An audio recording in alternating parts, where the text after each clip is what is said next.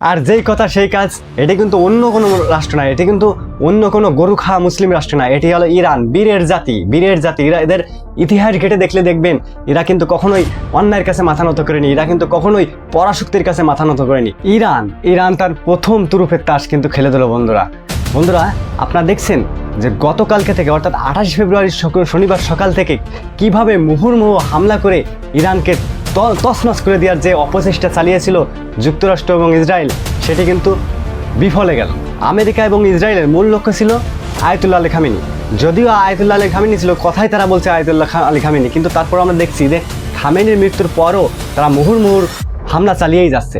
তারা এখনও কিন্তু হামলা থামায়নি। তাদের হামলায় এখন পর্যন্ত 200-এর উপরে সাধারণ নাগরিক এবং সৈনিক মারা গিয়েছে। তো এটি থেকে বোঝাই যায় যে তারা শুধুমাত্র খামেনিকে হত্যার উদ্দেশ্যে কিন্তু হামলা করেনি, তারা চাইছে যে ইরানকে তারা পুরোপুরি ধ্বংস করে দিতে।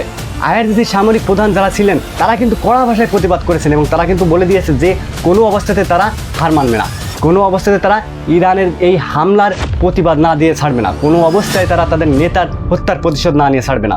আর যেই কথা সেই কাজ, এটি কিন্তু অন্য কোনো রাষ্ট্র না, এটি কিন্তু অন্য কোনো গরু খাওয়া মুসলিম রাষ্ট্র না, এটি হলো ইরান। বীরের জাতি, বীরের জাতি। এদের ইতিহাস ঘেটে দেখলে দেখবেন এরা কিন্তু কখনোই অন্যায়ের কাছে মাথা নত করেনি, এরা কিন্তু কখনোই পরাশক্তির কাছে মাথা নত করেনি।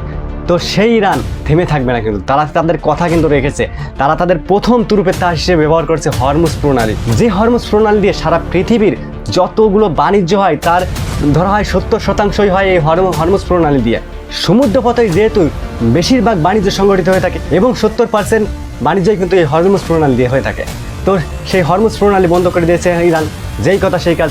আর ইরানের এই হরমুজ প্রণালী বন্ধ করে দেওয়াতে 70% জ্বালানি তেল এবং অন্যান্য সামগ্রী আনা নেওয়া বন্ধ হয়ে গেছে। এখন আন্তর্জাতিক বাজারে তেলের দাম মুহুর্মুহুভাবে বাড়বে।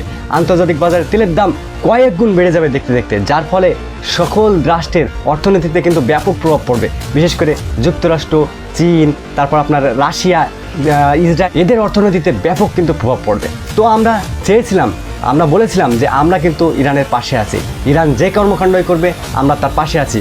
সুতরাং ইরান যে হরমুজ প্রণালী বন্ধ করে দিয়েছে তার পাশেও আমরা আছি।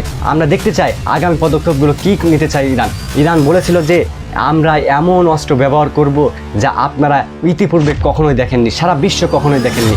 তার প্রথম ধাপ হিসেবে কিন্তু এই হরমুজ প্রণালী সংগঠিত হলো। তার প্রথম ধাপ হিসেবে কিন্তু তারা এই হরমুজ প্রণালীকে ব্যবহার করলো। দেখা যাক সামনে কি করে ইরান।